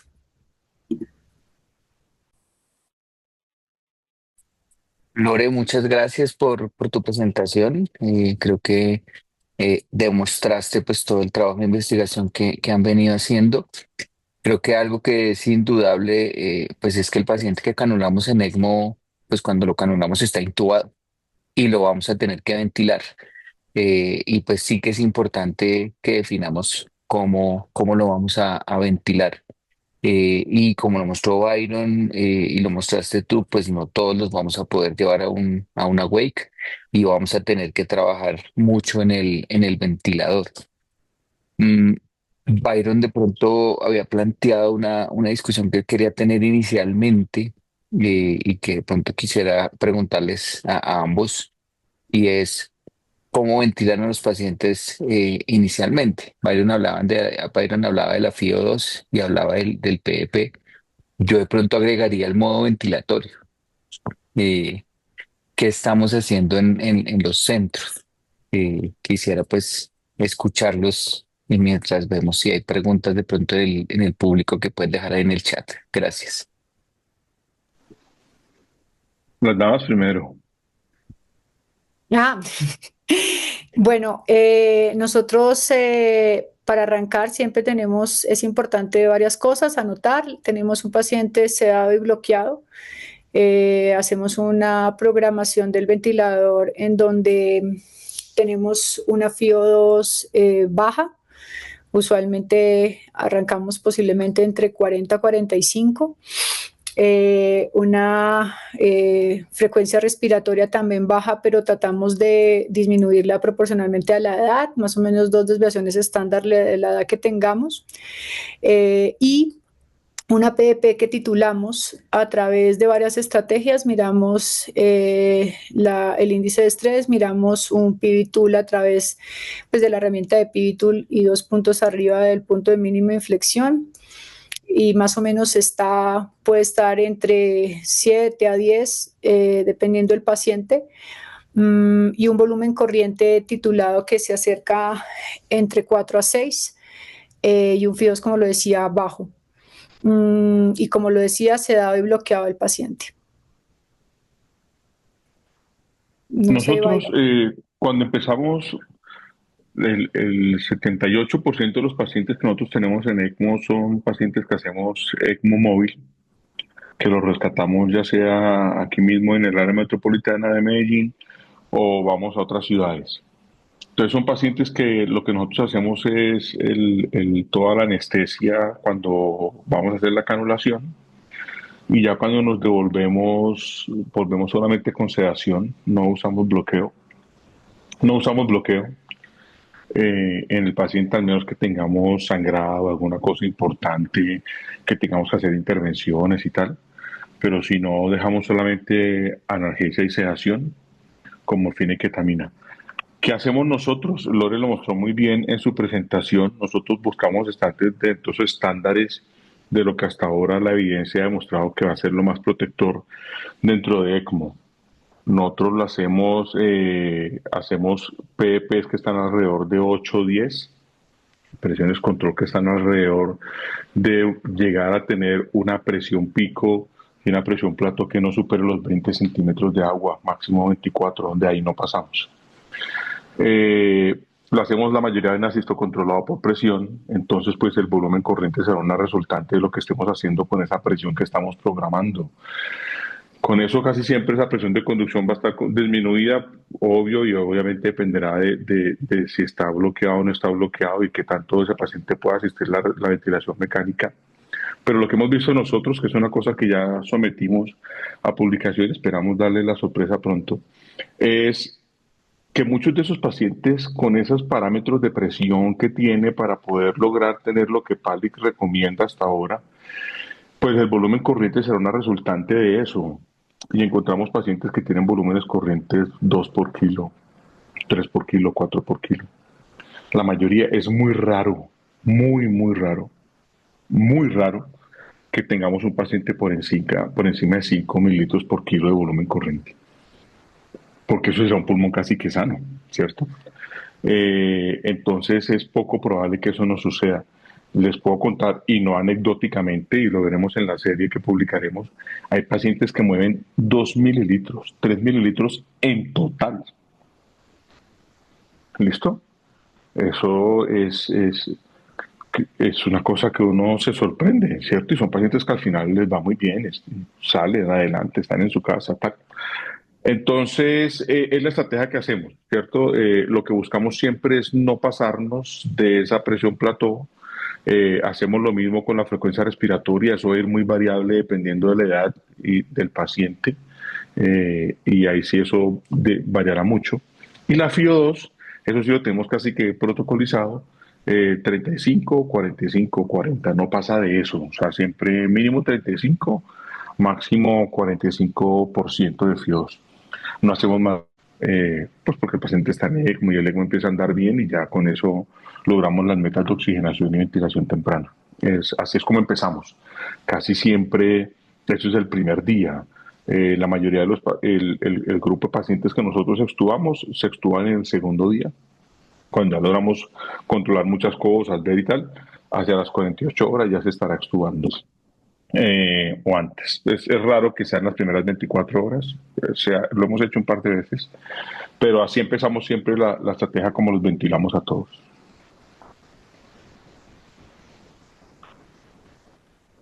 Byron, muchas gracias. Sí, como tú mencionas, creo que lo que es el grupo de SRA habitualmente entra con distensibilidades muy comprometidas y volúmenes bajos. Si hay otros pacientes que uno puede canular, de pronto asmáticos, hipertensos pulmonares, donde la distensibilidad no está tan mala y hay que ser protector. Eh, yo siempre hemos tenido una duda, eh, y pues quería preguntarte, Lore, ¿qué estrategias implementan ustedes para buscar optimizar esos volúmenes corriente en esos pacientes que de pronto por el compromiso en la distensibilidad y la imposibilidad de ofrecer una ventilación protectora, yo no logro ese volumen de al menos 4 mililitros por kilo? Y de pronto de la mano con eso, quisiera preguntarles a ambos, ¿cuándo deciden ustedes pronar el paciente en ECMO? Bueno, nosotros la meta no quiere decir que no tengamos algún paciente que esté por debajo de los 4 mililitros por kilo. Claramente hay pacientes que llegan muy comprometidos y puede que el primer día realmente tengamos una dificultad, pero no alcanzamos al 1.5 o 2 mililitros por kilo. A veces puede que no pongamos toda la PP que desearíamos, posiblemente pudiéramos tener una más baja. La frecuencia respiratoria sí es, en esos casos la ponemos relativamente baja, sobre 10 o máximo 10, 12. PPs un poco más bajas, y usualmente lo logramos, o sea, no hemos tenido, creo que el paciente que más bajo hemos tenido algunas veces es de 2 y algunas veces intentamos ponerlos hasta en bafo de manera temprana, que también es una opción que hemos usado cuando ofrecemos volúmenes muy bajos. ¿Cuál era la otra pregunta que me hiciste? Perdóname. No, tranquila, tranquila. Si Crono. quieres, hagamos un paréntesis ahí, porque justo en el chat, Karen Becerra nos está preguntando por el uso de la alta frecuencia en ECMO y si tenemos algunas metas de estrategia en cuanto a parámetros. Entonces, yo creo que antes de hablar del prono, podemos hablar de eso. ¿Cuándo ponemos alta frecuencia en un niño en ECMO? Y si nos ponemos algunas metas en los parámetros de esa alta frecuencia. Gracias, Karen, por la pregunta. Sí, lo hemos usado especialmente en los que con la ventilación convencional tenemos volúmenes muy pequeños, eh, y lo que buscamos son unas metas de lograr, o sea, muy similares a las que usamos por fuera de ECMO, sin ser tan obsesivos, porque claramente es un pulmón muy afectado. Y si me preguntas acerca de la titulación de los parámetros de arranque en la BAFO. Sí, sí, creo que ella lo que pregunta es si lo meto en alta frecuencia, pues también debería ponerme algunas metas en los parámetros o no. Nosotros lo que hacemos es usualmente miramos con qué presión, digamos, lo teníamos en esa convencional optimizada, que usualmente no lográbamos la meta y lo tenemos 5 puntos arriba en la presión. La FIOS pues no nos importa porque estamos en ECMO. El delta, la presión la medimos con la placa, pero sin obsesionarnos porque sabemos, o sea, no buscamos posiblemente tener los 9 espacios, posiblemente que buscáramos en otro ámbito, sino tratamos de hacer una ventilación realmente como 5 puntos más de lo que teníamos en la convencional. Y lo que tratamos es, no los dejamos mucho tampoco en bafo para mirar si es una estrategia que funciona o no, pero lo que quiero decir es que posiblemente en lo que en el primer día vemos, o no sé si a ustedes les pasa, nosotros creemos que los pacientes que vamos y rescatamos y que tienen una distensibilidad muy comprometida, sin duda tienen un daño pulmonar directo por la noxa que los afectó, pero lo que vemos nosotros es que llegan con demasiada sobrecarga en la placa. Entonces, sumado a que ponemos en ese momento prono, bafo, somos muy estrictos en lograr empezar a tener balances negativos muy tempranamente en ese paciente, y usamos las dos estrategias, prono y bafo. Pero antes de hablar sobre el prono, lo pongo los dos, es porque hay muchos estudios en ECMO que hablan acerca de que cuando yo pongo un paciente en prono, esa titulación de PEP también cambia. Entonces nosotros antes de pasar a bafo, hacemos un intento de ese paciente que tiene una extensibilidad muy comprometida y que está en ventilación mecánica convencional en el ECMO, pronarlo y volver a hacer una titulación de los parámetros ventilatorios. Y si con eso no logramos tener un volumen corriente como esperamos, teniendo los parámetros de seguridad como son la presión de conducción por debajo de 15, una meseta por debajo de 25, pues ahí sí los entraríamos en soporte en BAFO. Y respondería de pronto las dos. Sí, sí, está perfecto, Lore, gracias. Nosotros realmente usamos alta frecuencia cuando ya tenemos una hipoxemia refractaria a pesar del ECMO y es un escenario que se asocia pues con una mortalidad más alta. Yo el comentario que quisiera hacer de pronto para Karen es que la ventilación de alta frecuencia en los últimos años ha evolucionado a incluir el volumen garantizado y yo creo que ahí es algo en lo que nosotros en pediatría tenemos que empezar a trabajar, de pronto buscar volúmenes garantizados de 1 por kilo, 2 por kilo, eh, y como dice Lore, no hacerle daño con la alta frecuencia, que creo que el principal problema puede ser la sobredistensión alveolar. Y bueno, Byron, acerca del prono, ¿qué nos quieres decir? Nosotros, nosotros casi que no usamos alta frecuencia ya, ¿sabes? Cada vez nos cuestionamos más eh, si realmente es una estrategia, cada vez pensamos que no. ¿Qué tan protectora es la alta frecuencia, cierto? Y eso hay que hacerlo con mucho cuidado, porque no se sabe muy bien qué poder mecánico estás usando y qué tanta lesión pulmonar puedas usar con los parámetros de la alta frecuencia. Me imagino que Martin Kenier nos sacará muchas dudas de eso en el futuro. Cuando le hemos hecho ambas estrategias es cuando vemos un paciente, Lore tiene mucha razón, en que uno tiene que ser muy claro hasta cuándo va a tener el ECMO, ¿cierto? Y desde el primer día, ¿cuándo vamos a quitar este niño de ECMO? Alguna vez yo daba una conferencia de ECMO estubado en SLACIP y Francisco Albercaices de Portugal, él me decía, ¿y para qué los vuelves a entubar? Déjalos en ECMO hasta que los extubes, hasta que los decanules. Y yo decía, pues no, porque al final el ECMO es cuando tu terapia máxima falló, ahí es cuando te tocó montarte en ECMO, ¿cierto? Y si tú tienes un paciente que muy probablemente con una estrategia de ventilación adecuada puedes sacarlo adelante, pues quítale el ECMO, porque el ECMO es una cosa bastante mórbida y hay que quitarlo apenas podamos. Entonces, en este orden de ideas, por ejemplo, cuando hemos tenido neonatos con hipertensión pulmonar persistente, que creemos que ya el ECMO hizo lo suyo y ese neonato de esa presión pulmonar le dará para poderlo sacar adelante con ventilación, lo sacaremos así. Entonces lo que hacemos es que la prueba de respiro de ECMO lo hacemos con la terapia máxima, ¿me a entender?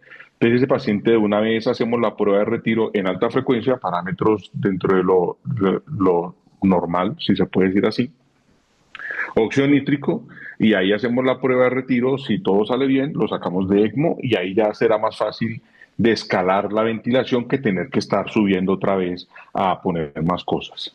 Y en ese orden de ideas, pocas veces, cuando tenemos SDRAs muy graves con pacientes con compromiso pulmonar extenso, pacientes con fístulas broncopoldulares, por ejemplo, que a veces en esos buscamos tener volúmenes más bajos para que esa fístula cierre, ojalá pronto. En ese caso, hacemos prono para buscar abrir más unidades alveolocapilares. Es raro que hagamos eso, son pacientes con compromisos pulmonares extensos, con pulmones que están comprometidos en su arquitectura, etcétera, y estaremos muy vigilantes de si vimos algún tipo de cambio o no y qué tan respondedor es el paciente a prono, que creo que uno que tiene, nosotros somos, yo en lo personal y el grupo somos muy obsesivos en si el paciente de verdad respondió al prono o no, porque si no respondió, pues no lo prono. Y si respondió, pues déle inclusive 3 a 4 ciclos más para ver qué tanto puede recuperarlo y que sea más fácil poderlo sacar luego del ECMO y del ventilador. Entonces lo usamos más al final, ambas. Creo que las usamos más para sacar al paciente, buscando poder sacarlo tempranamente de ECMO. En algunos casos, en neonatos, vemos que si el paciente hace algún tipo de enfermedad de von Willebrand secundaria al ECMO, pues el ECMO hay que sacarlo porque se te vuelve un problema y es muy difícil, hay que transfundirlo. Entonces ahí empezamos a decir como que, bueno, tal vez el ECMO aquí nos está haciendo más daño que beneficio y en eso tendría tocará buscar la mejor estrategia ventilatoria para poderlo sacar de ECMO y ahí hacemos todas esas estrategias para la decanulación. Te diría que es exótico, habría que irme a la base de datos para saber si tenemos un paciente que hayamos empezado prono y alta al inicio de la terapia. Te diría que no tenemos ningún paciente de los 160 y pico que llevamos. Entonces lo hacemos más hacia el final, no lo hacemos al principio. Y procuramos no hacerlo. O sea, Bafo en ECMO lo hemos usado 2 veces en respiratorios y lo hemos usado más, como te dije, en pacientes hipertensos pulmonares persistentes para sacarlos de la terapia ECMO.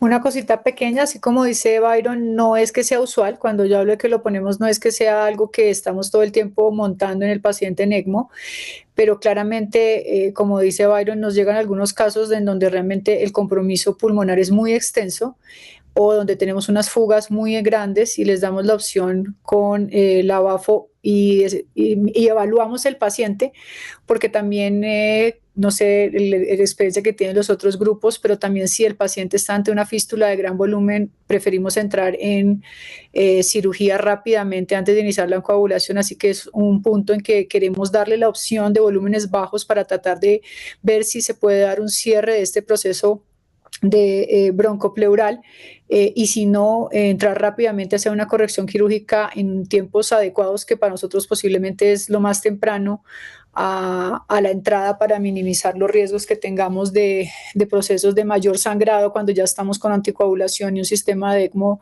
corriendo de tiempo atrás. Qué pena ahí cortarte, Otto. Eso que dice Lores Vital, nosotros al principio nos daba mucho pavor meter un niño en ECMO a cirugía de tórax, porque las primeras 2 experiencias fueron dramáticas, sangraban, acabamos el banco de sangre, entonces eso es catastrófico. Pero ya hemos cogido más experiencia de un tiempo para acá. De hecho, casi que no anticoagulamos, por no decir que no anticoagulamos los pacientes en ECMO, y eso nos facilita mucho en esos pacientes pulmonares. Hay que llevarlos a algún tipo de intervención, como dice Lore, llevarlo tempranamente, y ya el grupo quirúrgico se coge más confianza también y los llevamos a ECMO y hacen su cirugía y ya no sangran tanto, de hecho sangran poco. Entonces creo que eso que dice Lore es vital. Hay fístulas de fístulas, hay fístulas que con todo y cirugía vuelven y salen. Y así ya nos tocará algo muy largo y esperar que su fístula, y ya quitarlo y ver qué pasa con la fístula, etcétera, y que siga su curso natural. Pero ese punto es vital. La fuga de aires es una cosa que obviamente tendrá que tener una corrección quirúrgica, pues entre más rápido se corrija mejor, y no tener que llevarlo de pronto a tener que ventilarlo como si no tuviéramos el ECMO estando en ECMO. Entonces, en ese orden de ideas, preferimos llevarlo a cirugía lo más pronto posible. Vale, muchas gracias. Tenemos una última pregunta. Quiero hacer un comentario antes. Yo creo que en últimas, lo que debemos buscar, y creo que es el objetivo grande de esta actividad que hicimos hoy, es tener herramientas. Nosotros tenemos que llenarnos de todas las herramientas que tengamos a la mano, porque eh, hoy nos sentamos a hablar de esto y mañana tenemos un paciente al que no podemos ventilar, o al que nos toca montar en alta frecuencia, o al que queremos extubar y no pudimos. Entonces, agradecerles, porque creo que las herramientas que nos dejan hoy son muy grandes y muy importantes, y basadas en la experiencia de cada grupo. Reiterar que creo que en Colombia hacemos ECMO de una manera de la cual me siento orgulloso, tanto en adultos como en niños, y eso pues se ve reflejado en los resultados, y sé que cada vez lo vamos a hacer mejor. Tenemos una pregunta de uno de nuestros pues maestros más queridos en este gremio. Iván pregunta si somos juiciosos en la medición del poder mecánico, y si tenemos tablas nosotros, o en alguna parte de la literatura pediátrica, de cuál es el poder mecánico normal en pediatría, y que eso de pronto nos permita meter pacientes en la terapia de manera más temprana. Mi respuesta es que pues yo no conozco esas tablas en pediatría, pero no sé, Byron o Lore, si tengan algún conocimiento o tengan tablas propias. En nuestro caso, no tengo el conocimiento, no tenemos tablas propias, y lo que presenté acerca del poder mecánico es lo que los artículos y otros grupos han presentado sobre su cálculo, pero a modo personal no las conozco y no las utilizamos. Profe, no, yo no conozco ninguna. Eh, Hay un punto muy importante que toca el doctor Perdomo y que vale la pena para todas las personas que nos están escuchando todavía, y es seleccionar tempranamente los pacientes que se benefician de ECMO. Y yo le copio a él, alguna vez en una conferencia, él me decía, Byron, tal vez la palabra no sea ECMO temprano, sino ECMO oportuno. Y creo que es una tarea muy difícil que seguimos haciendo todos los que hacemos ECMO, en poder retroalimentar a los grupos que no lo hacen, que nos llamen oportunamente, ¿cierto? Y aquí los grupos que hacemos rescate sabemos muy bien, y esto no es con el fin de ofender ni criticar a otros centros que no tengan ECMO, pero hay veces que llegamos y nos llaman cuando un paciente lleva 25 días ventilado, con un pulmón que está destrozado y con pacientes con secuelas pulmonares importantes. Y eso hace la tarea más difícil, ¿cierto? Entonces creo que el punto aquí no es después de que hice todo y la yatroaventura del SDA y la yatroaventura de la ventilación, etcétera, sino piense tempranamente en este paciente, tal vez va a terminar en ECMO. Además, por un punto importante que yo siempre digo y digamos en Bogotá, que es una ciudad tan grande, a pesar de estar en Bogotá, dos centros que pueden ir a hacer rescates de ECMO, la parte administrativa es difícil y uno se puede demorar perfectamente 24 a 48 horas en una autorización para hacer un rescate de ECMO, que son 2 días más perdidos que tiene un paciente. Imagínense para los que hacemos ECMO aéreo, peor. Es mucho más difícil la autorización y además de eso cuadrar los aviones, toda la cosa para poder ir a rescatar a un paciente. Entonces, una vez yo pienso en ECMO y tengo que remitir a mi paciente para que vengan a buscarlo y hacer la terapia de ECMO, son 2 días más perdidos que va a tener con ese paciente. Y 2 días que probablemente me va a tocar ventilarlo de una manera más brusca, etcétera. Entonces creo que el punto va desde el principio pensar en tener muy claro todas esas recomendaciones de PALIC 2 o que sus centros tengan de cómo hacer una ventilación gentil y el menor daño posible a ese paciente que tenga una SDA grave o que esté en un choque séptico o que está en bajo gasto postbomba y su centro no hace ECMO y le salió mal del quirófano, etcétera, sino pensar también en la tramitología de poder hacer la remisión para que vengan a rescatar a mi paciente. Y eso me obligará a ventilarlo más brusco. Entonces sí creo que es muy importante buscar la manera de pensar en que mi paciente va a terminar o puede terminar en ECMO. Una vez hablamos con Lore en eso, en qué scores poder hacer y usar para poder decir, venga, si lo meto o no lo meto. O sea, que yo desplaza a todo mi grupo hasta Montería, por poner un ejemplo, o hasta Tunja, para ir a buscar un paciente que tiene probabilidades de que le vaya muy mal. Y esos scores, cuando uno los mira, hablan de horas de ventilación mecánica, ni siquiera de días. Y entre más horas pase, con hipoxemia refractaria, con alteración en la ventilación, con parámetros supraprotectores, más mortalidad tiene. Entonces creo que el punto más importante es en eso, en poder pensar en que el paciente puede terminar en ECMO y tengo que tenerlo en la mente. Ojo que si pasan X horas con esos parámetros, y eso está escrito, no mejoró el índice de oxigenación, me estoy pasando de plató, me estoy pasando de presión de conducción, me estoy pasando de todo esto, lo mejor para mi paciente es que termine en ECMO. Entonces creo que es un punto importante para poder analizarlo y está estandarizado, sino poder hacer difundir esa información para que los centros que no hacen ECMO lo tengan y poder hacer todo ese proceso de enlace con los centros ECMO y poder remitir al paciente lo más temprano posible. Yo quisiera con este tema que justamente toca Otto y Byron, me hace aclarar un par de cosas. Creo que es el momento para que los que nos acompañan aún sepan que realmente hay un gran trabajo que está haciendo todo el equipo que hace ECMO en Colombia, no de una unidad en particular, sino como un equipo total de diferentes unidades que ofrecen este recurso. Y lo que dice Otto es sentirnos orgullosos, pero que este orgullo nos permita tener las baterías para seguir buscando nuevas estrategias y nueva información para, en últimas, lo que sabemos todos, que es buscar la mejoría, la sobrevida y los mejores desenlaces para nuestro paciente. Y lo que toca a Otto y Byron acerca de los problemas que tenemos en nuestro país, acerca de la dificultad para canular los pacientes, creo que lo puede sintetizar un trabajo en los cual justamente ellos dos y 6 unidades más del país que hacemos ECMO, logramos trabajar, y es un trabajo que va a salir próximamente publicado en PCCM, y toca justamente los temas que dice Byron y que toca Otto, y es que en un país como el nuestro, en donde las autorizaciones se demoran tanto, tenemos una gran dificultad para poderlo llevar, pero posiblemente es decirle a los grupos que hay algunos indicadores o variables que nos dicen que tenemos que llevar rápidamente a nuestro paciente a ECMO o presentarlo a los centros, y creo que es una costumbre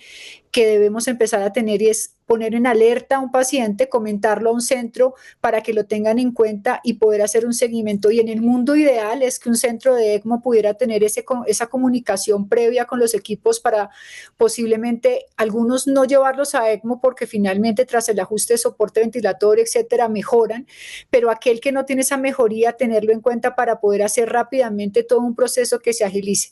Y lo digo porque lo que encontramos con Otto, con Byron, con Valle de Lili, con Rubén Lazo, con Cardiovid, con Miguel Ruz, con Country, es básicamente que hay algunos indicadores como cuando un paciente está en SRA y tiene un BIS score mayor a 15, en ese caso nuestro paciente tiene un riesgo de mortalidad de 3,18, pero cuando nos demoramos en una canulación, cuando el paciente ya tiene criterio mayor a 13 horas, ese paciente solamente por ese elemento o esa variable tiene 4 veces más riesgo de morir que un paciente que no lo hace. Eso significa que tiene que hacer pensar a los equipos que yo debo poner en alerta ECMO un paciente cuando estoy acercándome a esas horas o a ese BIS score, porque posiblemente los desenlaces de mi paciente sean diferentes si lo comento tempranamente.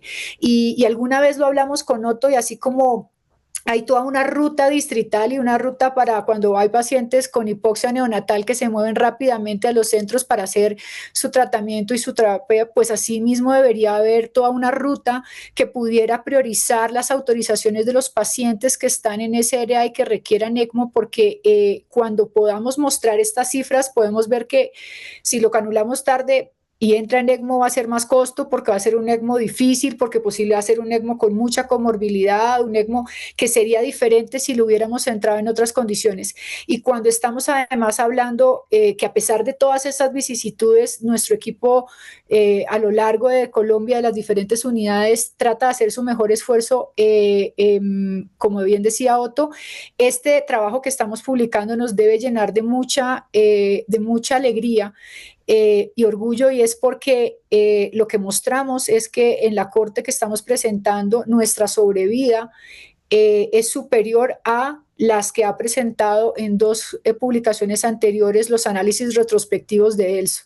O sea, estamos superando esa sobrevida que tenía en los pacientes, por ejemplo, con adenovirus, que es justamente el trabajo que estábamos haciendo, en donde las series previas tenían sobrevidas en la primera de 38 y en la segunda que se dio de 51, y nuestra serie muestra arriba de 62, 61%. Eso significa que estamos haciendo un buen trabajo en soporte ECMO, y de hecho los revisores de nuestro trabajo dijeron que si teníamos estos datos era porque estábamos haciendo un buen ejercicio clínico. Entonces creo que eso nos llena de orgullo. Grupos como el de Byron, que tiene la osadía y el gran coraje de hacer cosas que en otras latitudes no se hace, pues nos tiene que llenar de eso, de un interés para que crezcamos en áreas que no están abordadas. Y como yo lo dije, es que el Awake ECMO tiene un gran reto, y es construir la evidencia, y la evidencia no surge sentado esperando que otros la construyan, sino que posiblemente cuando tengamos pacientes que cumplen esos criterios, arriesgarnos a hacerlo con toda la responsabilidad y lo que eso implica, pero empezar a construir. Y construir significa dar el paso de buscar, agruparnos y poder mostrar lo que hacemos y llevarlo a números, porque pues esos datos no se construyen solos. Bueno, Lore, Byron, muchas gracias. Eh, Creo que nos quedan dos tareas. Una, seguir trabajando en hacer una ruta de atención. Estamos convencidos que hay que hacerlo, sobre todo por el alto costo de la terapia. Y la otra que nos deja Iván tenemos que sacar las tablas de poder mecánico normal en pediatría. De verdad que muchas gracias. Para mí ha sido un honor. Ha sido una noche muy bonita y creo que fue una actividad muy provechosa y pues nada, feliz noche para todos y que descansen. Muchas gracias. Muchas gracias para todos. Muchas gracias a todos. Que pasen feliz noche.